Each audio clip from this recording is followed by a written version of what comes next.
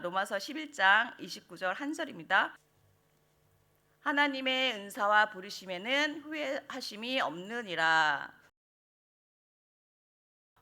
제가 처음에 서목사님께서 저에게 이제 월요일에 설교를 해달라고 했을 때 처음에 준비했던 설교가 은사와 부르심에 대한 설교였어요. 제가 하나님, 제가 어떤 말씀을 전할까요? 라고 기도하던 중 저에게 부르심에 대한 마음을 좀 많이 주셔가지고 그걸 묵상하다가 그 묵상 내용 중에 또 이렇게 말씀을 찾다가 로마서 11장 29절을 찾게 되었어요. 그래서 그 말씀을 묵상하면서 내 삶 가운데 하나님 나에게 주신 은사가 무엇일까? 부르심에 대한이 무엇일까라고 고민을 하면서 말씀을 준비했습니다. 그 말씀을 묵상하면서 제가 깨달은 것은 하나님의 은사와 부르심에는 후회하심이 없고 그 은사와 부르심 가운데 하나님께서 함께 하신다는 것입니다. 즉 은사가 있는 곳에 부르심을 발견하게 되고 그 부르심이 있는 곳에 은사가 있다는 것입니다. 그 은사는 바로 하나님이 주신 선물이죠. 그렇다면 은사가 무엇일까요? 은사를 헬라어로 카리스마입니다. 저는 은사가 헬라어로 카리스마라는 것을 제가 말씀을 준비하면서 알게 되었는데요. 이 카리스마라는 단어를 저희들이 자주 사용할 때가 있습니다. 어떨 때 사용하십니까? 리더십을 얘기할 때 카리스마라는 단어를 많이 사용합니다. 저 사람은 카리스마가 있네? 저 사람은 진짜 카리스마가 있어라고 이야기를 하죠. 여기서 사용되는 카리스마라는 단어는 강함을 표현을 드러내지만 우리는 그 단어를 리더십에서 많이 사용하죠. 그런데 카리스마와 카리스라는 말은 헬라어인 어근에서 나오는 단어입니다. 여기서 카리스는 은혜를 뜻하는데 카리스마와 카리스의 기본적인 뜻은 선물이라는 뜻이 있다고 합니다. 이 선물은 하나님의 은혜입니다. 따라서 은사인 카리스마를 정의해야 한다면 하나님께서 그 자녀들에게 값없이 거저 주시는 은혜로운 선물이라고 말할 수 있습니다. 하나님은 사람마다 은사를 다 다르게 주셨습니다. 하나님께서는 그 사람의 기질과 성품에 따라 은사를 주십니다. 그렇기 때문에 은사는 사람마다 다르게 나타납니다.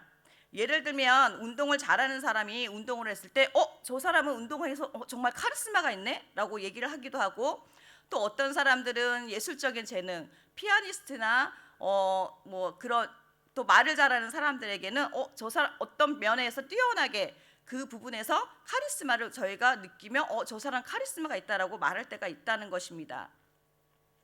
그렇기 때문에 사람마다 가지고 있는 그 은사인 카리스마가 다 다르다는 것입니다.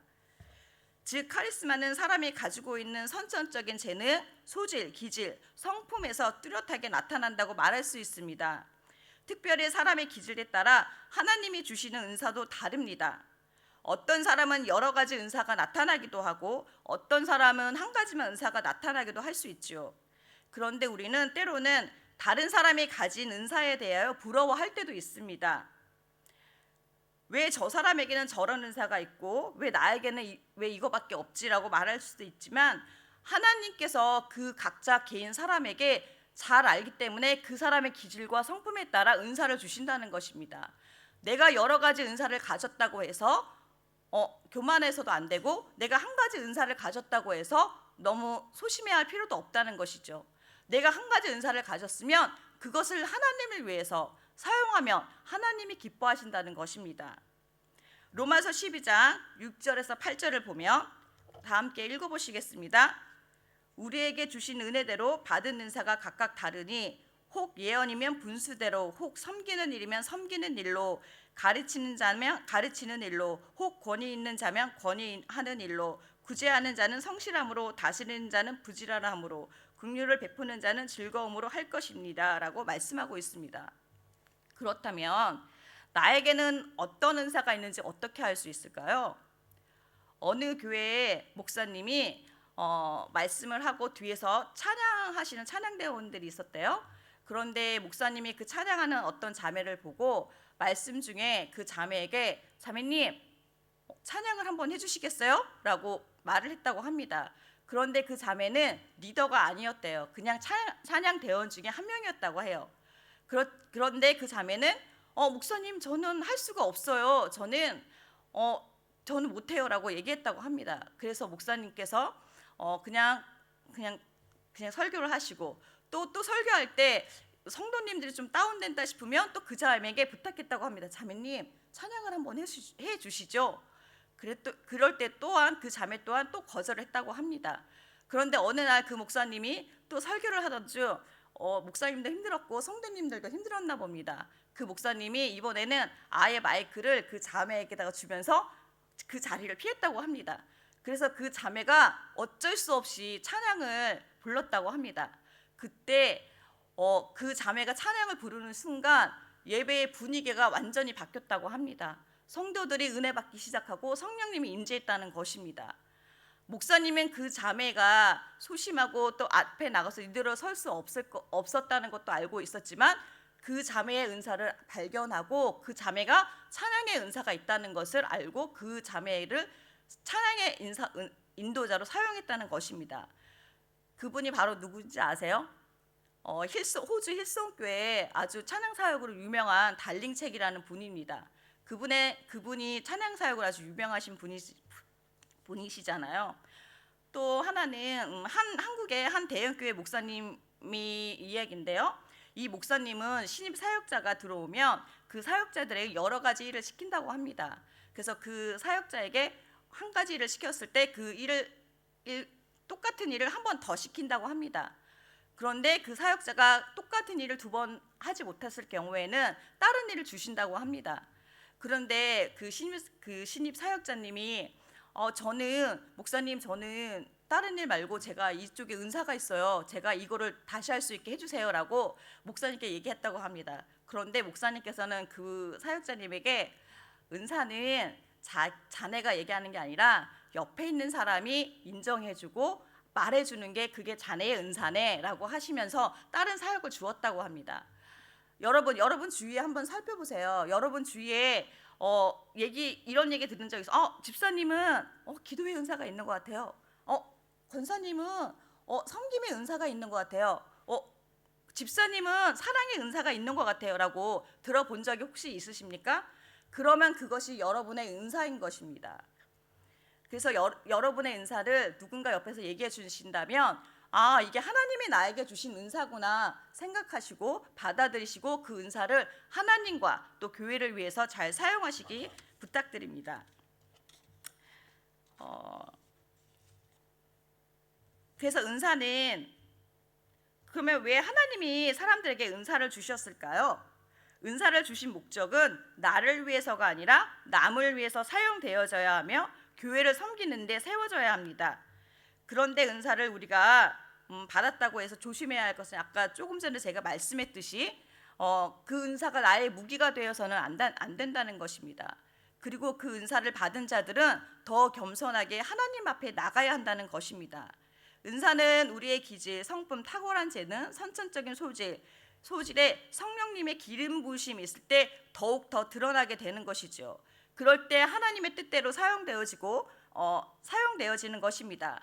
고린도 12장에 보면 그러한 성령의 은사들이 많이 나옵니다. 이거를 이렇게 하나님께서 성령의 은사를 주신 것은 교회를 세우고 남을 위해 또 여러분의 은사를 사용하는 성도 여러분이 되시기를 모두 축복합니다.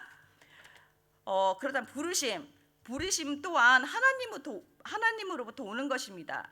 큰 의미의 부르심은 우리를 구원하셔서 우리를 하나님의 자녀로 부르심입니다. 그러나 하나님은 우리에게 또 개인적으로 부르십니다. 보통 부르심을 우리는 콜링이라고 말하죠. 사역자들이나 선교사님들에게 우리는 저 콜링 하나님이 부르셨나 보다라고 말을 할 때가 있습니다. 그러나 하나님은 사역자들 선교사님들만 부르는 것이 아니라 여기에 모여 있는 모든 사람들을 하나님의 자녀로 부르셨고 각각 개인의 하나님의 뜻에 따라 하나님이 부르셨다는 것입니다. 그렇기 때문에 그 부르심 또한 각 개인마다 다를 수 있다는 것입니다. 그렇다면 각 개인마다의 부르심은 무엇일까요? 그것은 여러분이 무엇인가에 또 어디인가에 국률한 마음, 안타까운 마음이 있는 곳에 바로 그 부르심이 있는 것입니다. 어떤 사람이 선교사로 가셨는데 그분은 그걸 선교사에 대한 그 마음, 잃어버린 영혼들에 대한 마음이 있기 때문에 선교사로 나가는 것입니다. 또 어떤 분은 길거리에 있는 노숙자에 대한 마음을 품고 있다면 그분은 그 노숙자에 대한 마음을 하나님께서 부어서 주신 것입니다. 어떤 분은 또 전도에 대한 어떤 부르심이 있게서 전도를 위해서 또 부르심을 향해 나가시는 분들도 있을 것입니다. 그런 부르심 가운데 여러분이 어떤 마음, 하나님이 나에게 주신 긍휼함과 또 나에게 주신 안타까운 마음이 있는 곳이 무엇인지 여러분 기도하시면서 하나님 나의 부르심이 어디 있습니까? 라고 물어보는 성도 여러분들 되시기를 축원합니다. 또한 하나님의 부르심 가운데 순종하면 하나님께서 기름 부으시고 그 부르심 가운데 여러분의 은사가 나타난다는 것입니다. 그 부르심 가운데 하나님의 은사가 함께 나타난다는 것이지요. 하나님은 우리가 하나님의 부르심에 순종할 때 성령의 기름 부으심으로 우리에게 은사를 주실 줄 믿으시기 바랍니다. 성도 여러분, 오늘 이 시간 여러분의 부르심이 무엇인지 한번 고민하시기 바랍니다. 사람마다 그 부르심은 다르지만 분명 하나님의 뜻과 계획이 있다는 사실을 믿으시기 바랍니다. 교회에서나 여러분의 직장 등 여러분이 있는 공동체에서 여러분을 부르신다면 순종하시기 바랍니다. 그러면 하나님께서 기름 부으시고 여러분에게 주신 은사를 그곳에서 사용하실 것입니다.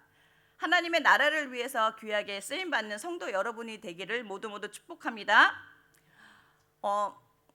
제가 노래를 잘하는 사람 있잖아요.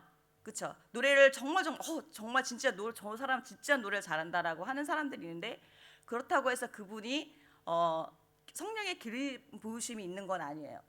그렇지만 어떤 분은 노래를 잘 하지 못해요. 그런데 그분이 이 앞에 서서 노래를 부를 때 성령님의 임재하심이 흘러나가시는 분이 있어요. 그 분은 하나님의 은사를 주신 거고 그 찬양 가운데 그 부르심이 있는 거예요. 그래서 우리 모든 성도 여러분께서 하나님 나를 향한 부르심 또 그것이 무엇인지 하나님 앞에 기도하면서 이거는 부르심은 나이가 많고 적음의 문제가 아닙니다. 여러분은 언제 충분히 하나님의 부르심 가운데 쓰임 받을 수 있는 분이십니다. 우리 다 함께 기도하시겠습니다. 하나님, 오늘 이 시간 말씀을 통해서 우리의 부르심이 무엇인지에 대해서 하나님이 주신 은사가 무엇인지에 대해서 우리가 알게 되었습니다.